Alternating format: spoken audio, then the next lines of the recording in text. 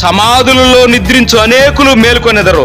కొందరు నిత్య జీవము అనుభవించుటానికి, కొందరు నిందపాలగుటకు, నిత్యముగా హేయులగుటకు మేలుకొందురు.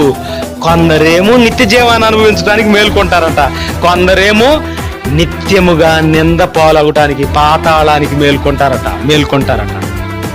మేల్కొనే మాట వాస్తవమే. కొందరేమో నిత్య జీవాన్ని అనుభవించడానికి, కొందరేమో నింద పాలవటానికి అంటే నరకానికి మేల్కొంటారంట.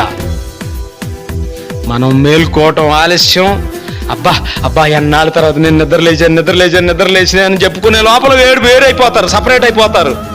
కొంతమంది ఆ దారి, కొంతమంది ఈ దారి వెళ్ళిపోతారు. అంటే అందరికీ పునరుద్ధానం ఉంది, అందరూ కూడా నిత్య జీవాన్ని అనుభవించడానికి వెళ్ళరు. యేసుక్రీస్తునందు మృతులైన వారు ధన్యులు. యేసుక్రీస్తును అంగీకరించి బ్రతికారా,